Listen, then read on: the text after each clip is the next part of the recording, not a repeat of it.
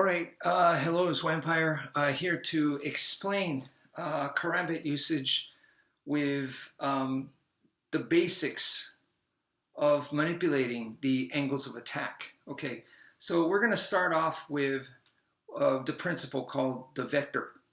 So the vector, I told you guys that it comes from an Escrima textbook. And so in it, the instructor talks about the vector principle, which is basically just changing the angle, the actual angle of attack. So when you do like something like an X, normally it's going to be, it's going to look like this. This is what you're drawing. And what we're going to do, the vector principle, what it does is it's the same X. You can change the angle like this. You can change the angle to where it's a lot more horizontal. Like it's still an X, but you can see that the shape is different, right? Why would you do that? Well, that depends on the target. So if they're really wide out, maybe they have a weapon and they're bringing their arms out like that. So then you might want an X like this. Or maybe they're standing more vertically like this, then you're gonna want the X more vertical. So that is where that comes in handy. Let me use Professor Bram Frank's Desangat, his version of the karambit, and please don't use the live blade. This is just a demonstration. So if I'm doing the X, the X angles of attack, 1, 2, this is your typical 1, 2, right? So I go 1, 2. But you can see there's a lot of big parts that are I'm not really hitting the target, that it's wasted space. I can make it more vertical. So then I'm a lot more on the target. So once again, rather than going like this, I'm doing this because look at my target. It's more shaped vertical.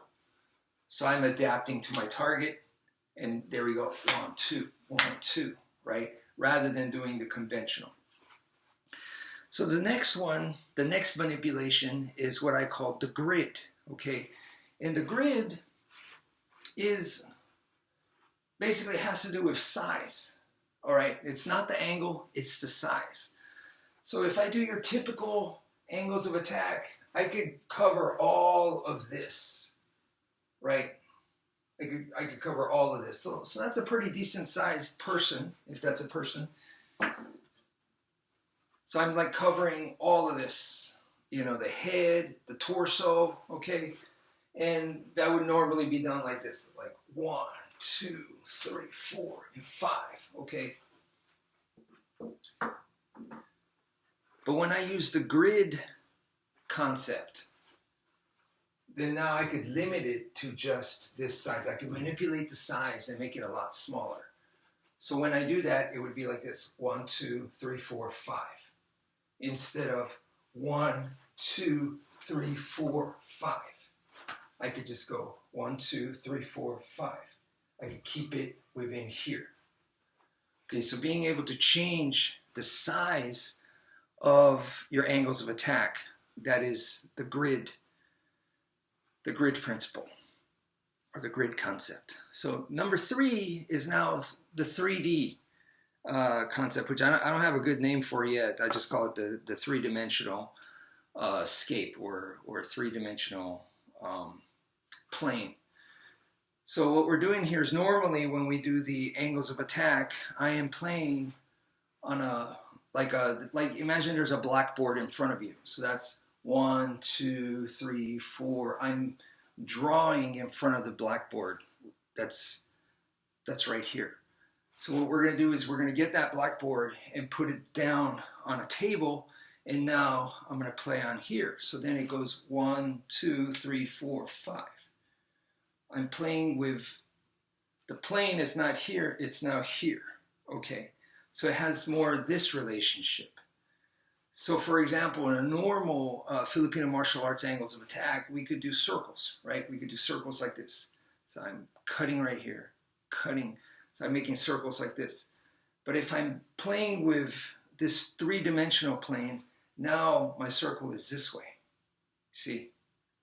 So it goes forwards and back, forwards and back. But the circle is right here, rather than here. Rather than here, it is here. Okay, so I hope you guys can understand it. It doesn't have to be a circle. It could be an X. It could be a figure 8, circle, reverse, reverse figure 8. It could be all of that, but I'm playing with the plane here rather than here. So anyway, those are the 3 major ways that I've discovered so far of manipulating the angles of attack. That's it for now. Thank you for viewing, and take care, folks.